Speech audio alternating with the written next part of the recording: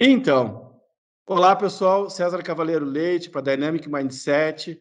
Tenho a honra de receber aqui hoje uma amiga, uma querida, uma mega profissional, Ana Tércia, uma batalhadora e muito competente empreendedora e profissional de mercado. Ana, vamos começar falando um pouquinho de ti. Conta para nós quem é a Ana, como é que as coisas são, como é que chegamos aqui. Um prazer de estar aqui contigo.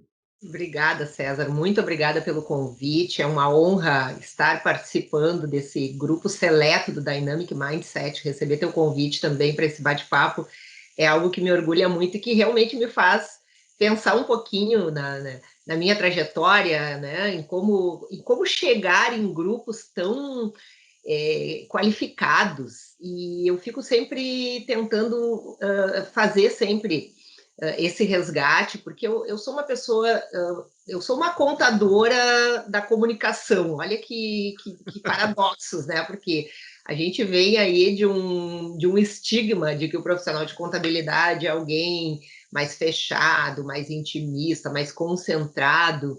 E eu fiz esse caminho, né, da contabilidade por uma questão muito de pragmatismo, né? Eu costumo dizer que eu não escolhi a contabilidade, ela me escolheu. Né? Parece uma coisa meio passiva, né? Contabilidade lida muito com esse negócio de ativo, de passivo. Parece algo meio passivo, né? A profissão me escolheu. Mas como eu sou uma pessoa que também acredito muito em missão, eu acredito muito, né, que a vida, a gente faz as nossas escolhas, mas também tem situações em que a gente é encontrado, ou que ocorre aquele encontro da tua missão de vida, né, do teu propósito com aquilo que o universo está precisando, né?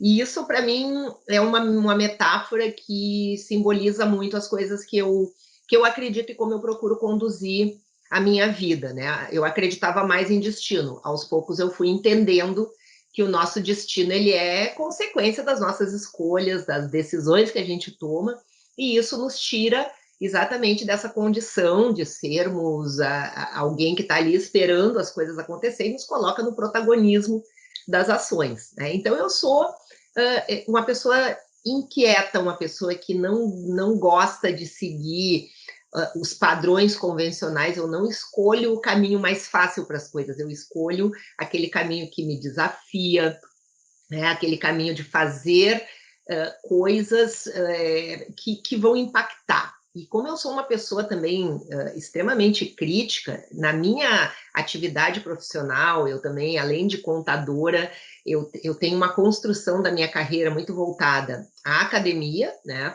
Sou professora universitária. Durante esse período em que eu me construí profissionalmente, eu atuei, né, em área executiva de empresas, eu tive empresa de consultoria, né, empreendi no ramo da consultoria, depois me dediquei de forma mais concentrada para o ramo acadêmico e para a política de classe, que foi onde eu consegui despertar mais o meu lado de liderança, e dentro dessa política de classe eu cheguei à posição que eu estou hoje, que é presidente do Conselho Regional de Contabilidade, né? Mas vinculando e mesclando isso com a minha atividade acadêmica e com uma atividade mais voltada a palestras, a descobrindo aí meus dons de a comunicação não é só a falada, mas a escrita, e a Dynamic me permite também isso, né? E isso é um agradecimento que eu preciso fazer a ti e a todo o grupo, que é essa oportunidade também de estar praticando mais essa comunicação escrita e tendo a oportunidade também de levar um pouco das minhas inquietações, das coisas que eu acredito, dos meus valores, através de palestras, através de um contato mais direto com as pessoas, que esse momento, principalmente da virtualidade, nos permite aí atingir um número cada vez maior de pessoas, né, através de um canal, de um momento como esse que a gente está tendo aqui. Que legal.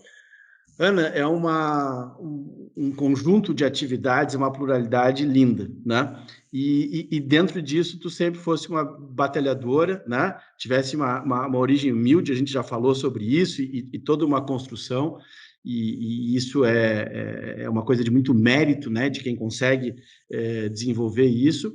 Mas não foi só esse tipo de desafio, digamos assim, que tu tivesse que enfrentar, né? Não só a questão de uma origem que teve que fazer uma construção e pagar os preços necessários, preços no bom sentido de desenvolvimento e de avanço, mas também todos os desafios que a própria vida coloca. Então, como é que essa coisa de desafio para ti, como é que essa coisa se deu ao longo do tempo, que eu entendo que tu tem uma história muito bonita aqui para falar com a gente. Sim, então quando eu falo, né, César, assim, ó, que eu não gosto de seguir aquele caminho, aquele caminho fácil, aquele caminho padrão, porque eu pratico muito a empatia, né? E aí eu estava falando que, como eu sou uma pessoa crítica, o que acontece? Eu não gosto de chatice, eu não gosto de mesmice, né? Eu não tenho paciência e eu acho que nós estamos nesse mundo assim que ele requer uma certa urgência, né? Quando a gente tem ideais, né? A gente tem, e eu sou idealista, eu sou um pouco ativista também, acho que por conta exatamente dessa minha origem, dos desafios que eu tive que enfrentar, eu acabei me enxergando muito ativista de algumas causas, principalmente a causa do protagonismo feminino, a causa do combate ao racismo, né, de trabalhar por um ambiente corporativo que seja mais inclusivo, mais diverso, mais plural. E para essas coisas a gente não tem tempo a perder. E eu sou uma pessoa acelerada, e eu acho, então, que a gente precisa respeitar o tempo das pessoas. Se alguém para me ouvir, eu tento usar aquele tempo da melhor maneira possível, e fazendo coisas que atraiam a atenção das pessoas. Então, eu uso muito esse recurso quando eu falo, eu uso esse recurso quando eu escrevo, né? E isso tem muito a ver aí com toda essa a minha formação, como você falou. Eu tenho realmente uma origem humilde, uma humildade que vem da própria condição, né, familiar, né, uma família negra lá dos anos 70, 60, final dos anos 60, quando eu nasci, os meus pais, né, sempre batalhando muito por espaço. A minha mãe já era uma mulher negra que trabalhava fora, né, em atividade administrativa. Não tenho absolutamente nada contra serviços domésticos. A minha avó chegou a ser uma pessoa que precisou trabalhar em casas de família, e a minha mãe, já através do estudo, foi se empoderando, né? Então, eu tenho muito orgulho de contar isso, porque ela usou a própria experiência dela para nos passar essa questão assim, ó, vai estudar, vai te formar, né? Só casa depois que tiver formada, né? Então eram valores bastante sólidos. A família comprou esse pacote, né? É o estudo, é o trabalho que vai te trazer uma condição diferenciada, né? E realmente isso para mim sempre fez muito sentido. E aí vinculando isso à minha ao meu perfil, que sempre gostei de estudar, sempre gostei dos desafios, então a coisa avançou. Aí a facilidade com números, né, com a área mais exata, lógica, me levou para a contabilidade. Antes disso, eu fui técnica em química. Eu fiz uma jornada bem assim, se tu olhar, assim, é meio uma montanha-russa, mas o que tem que ver química com contabilidade? Até, olha, não sei, acho que a contabilidade é a alquimia dos números, né? Então, foi o que eu tentei encontrar de vinculação, mas tudo tinha muito número, tinha muito raciocínio lógico, e então tudo isso, né, me trouxe a um momento em que eu, dentro sempre desbravando, entrei na universidade para ser professora bastante jovem, com pouquíssimo tempo de formada, eu já estava dando aula na universidade.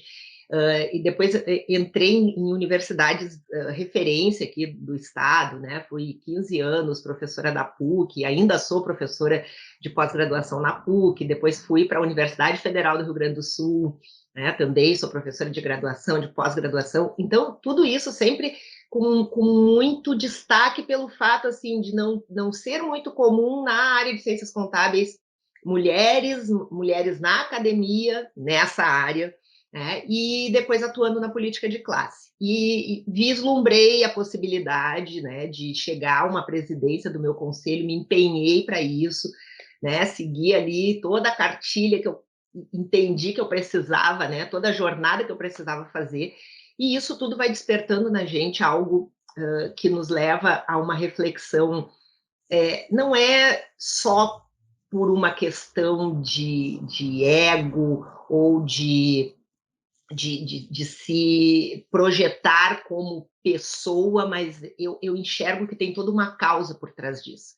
Né? E eu te digo isso, César, assim, ó, pelos feedbacks que eu recebo de muitas pessoas, muitas mulheres principalmente, que me dizem, eu Aquela coisa adoro. de tu me representa, né? É Exatamente, isso. E isso exatamente.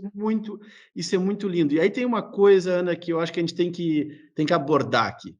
Tu vencesse duas coisas que são complexas ou que talvez tenham sido muito mais complexas e que agora elas estejam começando a entrar numa lógica mais razoável. Né? Talvez três até a gente possa colocar. A questão feminina, a questão dos preconceitos e a questão da diversidade como um todo. Né? Tu é uma batalhadora desses contextos e que faz parte de um conjunto de conquistas. Eu uso a palavra conquistas porque houve empenho, né, para que isso possa acontecer dos tempos. Como é que está isso hoje, Ana? Como é que está a questão do trabalho feminino e da valorização disso? Como é que está a questão do preconceito? Em que pé a gente está? O que a gente tem que fazer a mais? Né? E essa aceitação, a diversidade me parece já um pouco mais resolvida, né? A coisa está mais fluida já, mas queria a tua opinião sobre esses três pontos e como é que as coisas estão e o que a gente tem que fazer a mais para continuar avançando. Sim. Eu entendo que a gente está num momento muito, muito interessante, né? Um momento assim que o assunto deixou de ser tabu.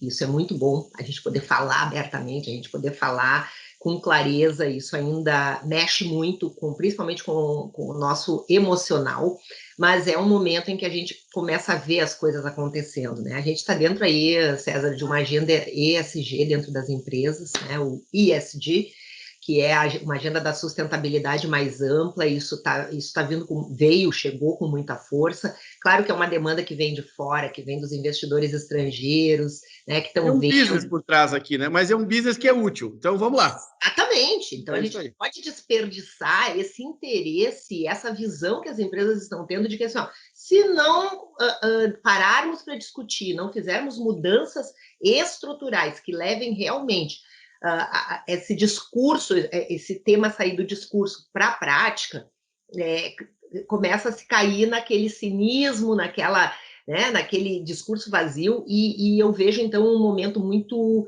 propício para as ações, para exatamente isso que você está colocando, né? Então a gente começa a sentir que é uma causa que vale a pena, né? Se investir um tempo, se investir um discurso, se levar esse assunto para uma discussão mais ampla, porque nós estamos no momento em que as empresas podem começar a criar programas específicos. Eu acho que esse é uma atitude, é um movimento que na prática ele funciona, né? Criar programas que levem realmente as empresas a entender assim, como eu faço a transição desse modelo que nós vivemos até hoje, que é um modelo muito focado na questão da meritocracia, né? Você citou algumas vezes, mas que ele não enxerga, né?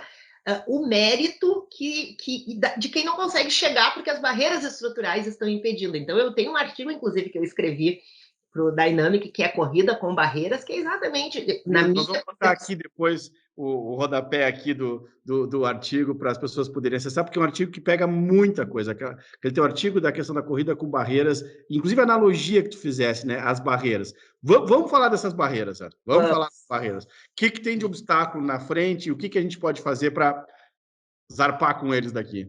Então, é exatamente esses obstáculos que eu vejo hoje, a importância de todos esses trabalhos que vêm sendo feitos de forma coletiva, que esse é o chamado empoderamento. As pessoas às vezes não entendem o discurso do empoderamento, ele parece um discurso vazio, clichê, mas não é. O que é o empoderamento? É tu olhar e tu enxergar condição, é tu te sentir capaz de quê? De ser um presidente de empresa, de chegar num ambiente político, de ser um deputado, um vereador, um presidente da república, essas coisas que até então as pessoas que não conseguiam acessar esses espaços, né, não se viam nesses espaços, aquilo que se torna uma barreira. né? Quando eu chego numa entidade, eu tenho uma verdadeira fixação nas galerias de fotos de presidentes. Aquilo, para mim, é a simbologia do poder institucionalizado ao longo de muitos anos. Então, assim, quando tu chega nessas galerias, agora, por exemplo, o Conselho de Contabilidade ainda não tem, mas tão logo eu transite, né, deixe de ser presidente, o que vai acontecer no final desse ano, eu vou fazer parte da galeria dos presidentes. Só que em 75 anos de entidade, não tem uma mulher naquela galeria. Então, eu fico imaginando todas as vezes que alunas de cursos de ciências contábeis foram ao conselho e visitaram a galeria dos presidentes, qual era a mensagem subliminar que estava escrito ali? Isso não é para ti.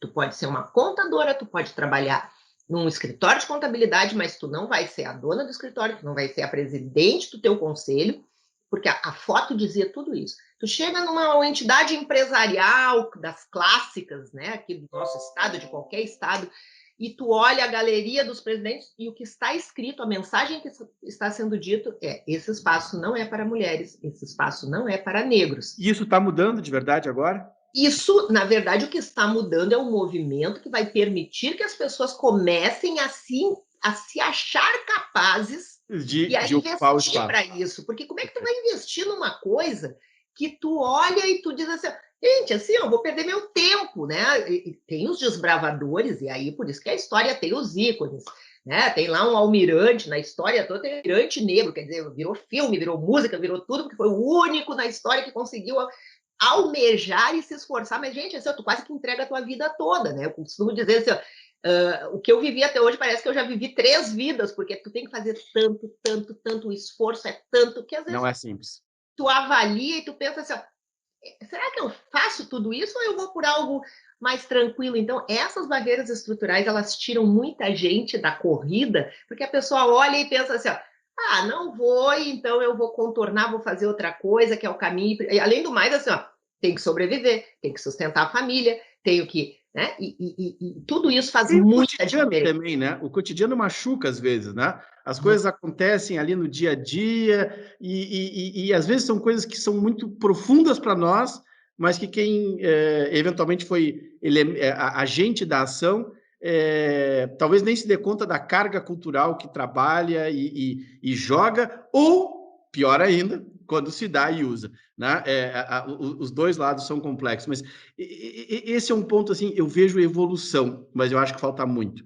Falta presidentes negros, falta presidentes femininas negras, falta muita coisa acontecendo aqui no país, porque um dos pontos basilares dessa beleza de país que nós temos é a sua pluralidade, a sua diversidade, o seu mix, essa coisa de múltiplas raças, múltiplos povos, etnias, geografias, modelos. A gente é riquíssimo, É né? verdade. Sob qualquer critério. O único lugar que tu vê árvore no meio da rocha em abundância nesse país, né? Então, o Brasil é lindo, mas ele tem coisas importantes e estruturais ainda para construir. E tu tem sido desbravadora também nesse sentido, de abrir espaços para que outros venham e, ao mesmo tempo, de construir respostas com muita inteligência. Isso é um elogio que eu quero fazer público aqui a ti. Você tem construído respostas não naquela coisa do conflito que às vezes se materializa depois em algo inútil e, no final das contas, em uma rua fechada, mas tu tem tido muita inteligência de fazer as construções e gerar resultados. Conta Obrigada. para nós sobre isso, Ana.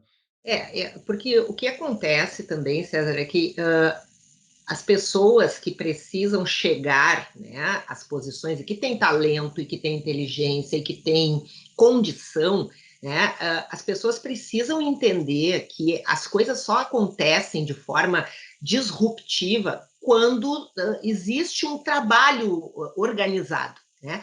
Tem que ter estratégia para que as coisas aconteçam. Então, assim, eu chegar à presidência do Conselho de Contabilidade do Rio Grande do Sul é fruto de um projeto organizado de um movimento de mulheres que começou há 20 anos atrás. Essas mulheres entenderam em algum momento que assim, nós precisamos estimular lideranças femininas. Então, hoje, de um grupo de 27 presidentes no país, as mulheres são 10. Opa, Já é nunca uma conquista, já é já uma é conquista uma importantíssima. conquista, quase 30, né? Tu tá ali num patamar bastante significativo. Então, assim, ó, a mesma questão é com relação às questões raciais. Então, as pessoas veem hoje, são muitos grupos coletivos de mulheres trabalhando na construção, por exemplo, eu participo de três. Né? Um é o Mulheres do Brasil, Núcleo da Igualdade Racial, aqui de Porto Alegre. O outro é o Conselheira 101, um grupo de executivas negras com currículo que se preparam para ser escolhidas para conselhos de administração de empresas, mentoradas, e aí temos mulheres brancas também, e executivos brancos que vão lá, que um headhunter que vai dizer como é que tu tem que te posicionar, teu currículo, a jornada, e o que as empresas estão querendo. Então, quer dizer, é um processo coletivo de várias pessoas, de várias mentes inteligentes que já entenderam que a exclusão não é boa para ninguém, para nenhum negócio, para nenhuma economia. E aí, coletivamente se organiza e vamos lá, vamos trabalhar. O que falta? Falta determinadas habilidades. Então, vamos trabalhar essas habilidades. Né? E esse movimento organizado, coletivo, do bem, né, que enxerga nessa inclusão e na pluralidade um valor para os negócios que vem fazendo a diferença. Né? E o outro coletivo também que eu participo é um grupo que nós constituímos aqui, começou aqui pelo Rio Grande do Sul, hoje tem mulheres de todo o Brasil, que é chamado RECOM, que é uma rede de contadoras negras, que também com esse objetivo, fortalecimento, pertencimento, porque se tu conversar com cada uma, tu vai ver que uma linha que une a todas é o sentimento de exclusão. Nunca ninguém disse que tu não pode estar naquele lugar, tu não pode entrar, tu não pode sentar naquela mesa. Isso não está escrito formalmente, Mas está mas praticado. Mas está praticado. tu entende? Aí aqui tem um ponto que, numa conversa que nós tivemos há mais tempo, tu me trouxesse uma coisa muito bonita. Eu queria ver se a gente conseguia reproduzir aqui, que é, uma coisa é tu estar vencendo, né, e tá construindo o espaço e abrindo portas e resolvendo dificuldades e conflitos e restrições e preconceitos. Isso é um pedaço da coisa. A outra coisa é tu fazer esse jogo a partir da tua própria cultura, a partir da tua própria existência e dos teus próprios modelos, né? Não fazendo aqui um elemento de imagem para esse contexto, não precisando alisar o cabelo, não precisando esbranquiçar a pele, não precisando jogar um jogo que não é o seu. Na verdade, usando a sua própria cultura como um instrumento de valorização dessa força e desse contexto. Queria que tu abordasse isso um pouco, porque é muito linda a tua visão sobre esse ponto. Existe, na verdade, todo um contexto cultural, né, que está por trás de cada etnia, né, de cada formação de pessoas. Então, se tu é de origem germânica, e o alemão tem muito orgulho de chegar e de dizer, de falar das coisas da Alemanha, da cultura.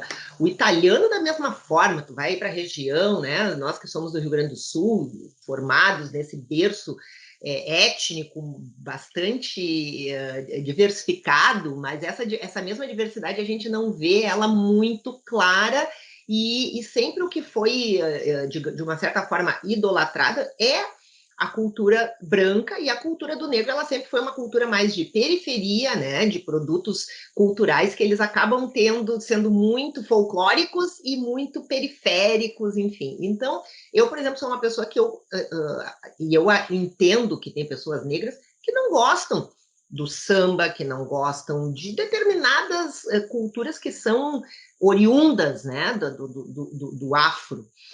Eu sempre procurei praticar toda essa vinculação, né, e isso é algo que vai acontecendo naturalmente ao longo da minha história. Então, por exemplo, a questão do cabelo é uma identidade estética muito importante para as mulheres de uma forma geral. Agora, tu imagina uma mulher que não pode ter, que o seu cabelo nunca é um padrão de referência de beleza, de estética, porque ela não está nas propagandas, nas campanhas, nas capas das revistas. Então, isso ao longo do tempo vai causando na gente um sentimento de que assim, ó, eu preciso me adaptar a esse padrão. Então, vamos lá, vamos fazer o que a gente tem para fazer para melhorar esse negócio. Eu preciso ser aceito. Todo mundo quer ser aceito na sociedade. Então a gente vai lá, alisa o cabelo, né? Procura entrar naquele padrão. E aí chega um momento que a gente descobre, porque o mundo vai, né? As pessoas vão evoluindo e a gente descobre assim, opa, só um pouquinho, gente. Eu estou enriquecendo uma indústria cosmética que não me respeita, que não me, né, que não me aceita. Vamos fazer essa virada de mesa. E hoje, assim, é o que tu mais enxerga no Tá mundo lindo isso. agora, Tá lindo isso. mulheres descobrindo, e aí é traumático o processo de tu te livrar daquele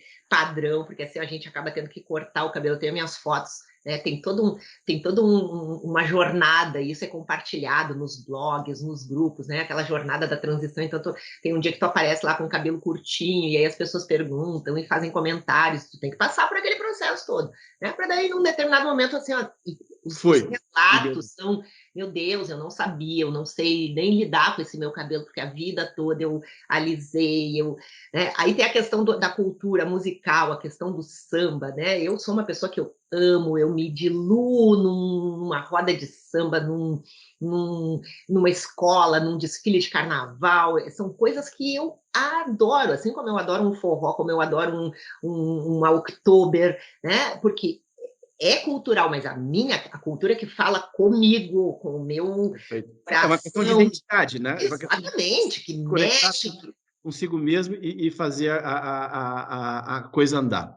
O Exatamente. nosso tempo é relativamente curto, então eu vou te pedir a seguinte questão agora, para a gente ser ágil em algumas coisas que eu entendo que podem agregar muito valor também na percepção de quem está aqui conosco. O que falta agora, Ana? Quais são as prioridades? O que a gente tem que trabalhar nesses avanços? Quais são as próximas conquistas a serem estabelecidas? Eu acho que o que falta agora, César, na minha opinião, é um investimento, né, focado nessas questões, né, de pluralidade, de inclusão. Esses investimentos são os mais variados, né? Desde recurso financeiro que permita que pessoas com condições, com as suas habilidades, enfim, cheguem e acessem determinadas áreas, determinadas atividades. Isso é um movimento que ele tem que ser construído pelas pessoas que hoje têm poder. Se as pessoas que têm poder não se inserirem nessa questão, nada vai acontecer, porque as portas precisam ser destrancadas pelo lado de dentro, né? E quem está com a chave e está do lado de dentro da sala são as pessoas que precisam fazer esse movimento. Outra questão são as mentorias, né? Seja individuais ou coletivas, eu acredito muito nisso, porque se várias pessoas já fizeram esse caminho, já fizeram essa jornada, fica mais fácil. Né? É o que eu procuro fazer, eu procuro compartilhar o meu conhecimento, as minhas dores, as coisas, eu transformo tudo em case. Né? Se alguém me ofendeu, se alguma coisa me fez mal, se eu fiquei doente, para mim tudo é case, porque assim, ó, tudo me traz crescimento. E aí gera cultura e gera construção, e no fundo a pessoa acaba se dando conta do grau de ridículo que ela acaba né, executando lá. Chega a ser. Duro, mas é ridículo ao mesmo tempo, né? Essas coisas que acabam acontecendo e essas barreiras. Eu tenho muita vergonha alheia, acho que essa é a palavra, quando certas situações acontecem. Mas ok, estamos vivendo, estamos construindo, desenvolvendo. Sem contar, César, algumas mentiras que são contadas de forma repetida e que acabam parecendo verdades, né? Então, assim, ó, tu organiza um evento, né, para falar de tecnologia. Vamos fazer aquele exercício, esse é um exercício prático fácil de se ver, vamos fazer aquele exercício, assim, cabe trazermos aqui uma mulher para palestrar. Cabe uma mulher negra tem alguém, a gente conhece alguém, provavelmente ninguém vai conhecer, mas então assim, se tu conhece alguém que possa conhecer, se tu falar comigo, eu tenho mulheres negras para te indicar da área de tecnologia, eu tenho mulheres negras da área financeira, eu tenho mulheres negras da área de gestão de riscos, de compliance, do direito. Mas a gente não deveria mais ter que procurar, esse é meu ponto. Deveria ser natural e deveria ser fluido. Então, tem uma conquista, mas ainda tem uma jornada para a gente fazer, né, Ana? Essa é a verdade. Avançou muito, mas ainda a simples necessidade de ter que pensar quem ainda é uma coisa para a gente. Sinal que É sinal que não, esses Não talentos não terminamos o estão jogo. revelados, né? Eles estão ainda. E aí tu fala assim, ah, não, mas então uma mulher negra para um ambiente corporativo. Aí é todo mundo, é a Rachel, né? Sim, a Rachel é uma das mulheres, porque ela é conhecida, ela tá, né? Tá num momento bastante. Agora, quantas Rachel Maia tem Tem por por aí? aí, é O isso. mercado tem que descobrir. As duas, é um conjunto de coisas aqui importantes para a gente fazer. Então, tu vê só que até no nosso próprio exemplo, a gente acabou se dando conta que ainda tem muita coisa para fazer. Vamos construir, vamos fazer. Esse canal aqui vai estar sempre aberto para todas as construções que permitam transformar e fazer avançar e dar perspectiva de evolução para a nossa sociedade. Para a gente fechar, Ana, projetos futuros, onde é que tu vai botar a tua energia, onde é que tu vai botar a tua próxima etapa? Sim, bom, os projetos futuros são assim muitos. Eu já estou pensando assim, quanto tempo, né? Como é que eu vou organizar o meu tempo para fazer tanta coisa? Mas assim, esse ano eu encerro meu último ano de mandato no Conselho Regional de Contabilidade, né? Estou avaliando aí a possibilidade de assumir uma vice-presidência no Conselho Federal de Contabilidade. Isso ainda está sendo discutido, né? Mas muita energia para compartilhar. A minha pegada é o compartilhamento, César. Então, assim, ó, eu estou trabalhando num produto de mentoria, né, em uma metodologia que eu quero levar isso para o mercado, que integre a questão do feminino, a questão do contábil, a questão da diversidade, da governança, que são temas que eu tenho trabalhado, né? Então, eu tô modulando isso, eu quero uma coisa de impacto, eu quero aproveitar a tecnologia para também projetar essas coisas. Eu preciso falar, eu sou uma pessoa que eu tenho necessidade de me comunicar, eu preciso falar, eu gosto de palco, eu sou de linha de frente, eu não sou de bastidor, eu sou de linha de frente, né? Então, o autoconhecimento nos leva a gente saber, né, o que a gente quer e o que a gente tem condição de entregar, né, de acordo com as nossas habilidades. Então, eu estou trabalhando aí com ajuda, buscando ajuda, né? Estou aprendendo que é importante a gente buscar ajuda de outros profissionais, de outras áreas, para modular isso e poder trazer alguma coisa bem impactante para o mercado, porque a gente não tem realmente tempo para perder, né, César? Acho que o mundo está nos mostrando, né, que a qualquer momento a nossa lâmpadazinha, né? Alguém desliga lá o disjuntor e acabou. Então eu sempre penso no legado, né? Eu acho que a nossa existência ela se justifica pelo legado. Então, quero escrever um livro, outro, eu já tenho um que foi a minha dissertação de mestrado sobre ética empresarial, mas agora eu quero um que também tenha que integre todas essas experiências e esses temas que a gente vem trabalhando aí dentro do ambiente dos negócios. Que show, Ana, que espetáculo. Mega parabéns pelo trabalho, pelo tempo da gente estar junto aqui.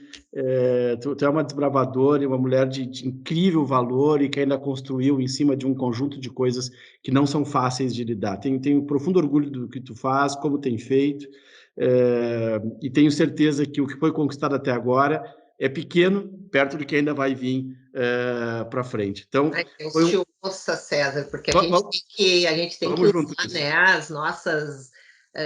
Acho que a gente não pode desperdiçar, né, talento que a gente tem, e não é assim com vaidade, de achar, porque pelo contrário, né, a gente está sempre se questionando, será que esse é o caminho? Mas assim, ó, acho que não tem tanta coisa para fazer que eu penso assim, ó, qualquer coisinha que tu fizer, né, aproveitar a visibilidade que a gente tem, tu também é um cara que está aí, é Federação, é a tua empresa, Processo, é o Dynamic, é os espaços todos onde tu circula, eu acompanho, eu acho assim maravilhosa essa maneira tranquila como tu vai conduzindo as coisas e unindo as pessoas. E posso deixar uma mensagem final aí para Por o favor. público? Eu gosto muito de um livro, um livreto, né, que eu tenho lido de uma autora africana chamada Chimamanda Ngozi Adichie. E o título desse livro é O Perigo de uma História Única. Então, eu queria deixar como recomendação para quem quiser navegar um pouquinho por esse universo da diversidade, de conhecer um pouco mais, né, dos talentos que vêm, né, da mãe África, que leiam essa autora. Tem inclusive um TEDx com ela, falando exatamente sobre isso. Então, nós não podemos resumir a nossa história a uma única história, né? Nós temos a nossa essência, ela é formada de muitos caminhos, de muitas experiências, né? E é exatamente a combinação dessas experiências, desses saberes e dessas interações que eu faço com pessoas como César Leite, como muitas outras lideranças que eu tenho a oportunidade de interagir, é que me fazem ser a pessoa que eu sou. Então, eu não sou uma única história, né? Eu sou resultado desse somatório de histórias, de experiências e de vivências, e é um prazer, né, estar aqui compartilhando um pouquinho dessas vivências com vocês. Obrigada. Foi um enorme prazer receber aqui a Ana Tércia, com o seu incrível trabalho, superando uma série de barreiras, fazendo uma verdadeira corrida com obstáculos e incluindo grandes resultados na sua conquista. César Cavaleiro Leite, para Dynamic Mindset. Muito obrigado, Ana, por ter estado aqui conosco.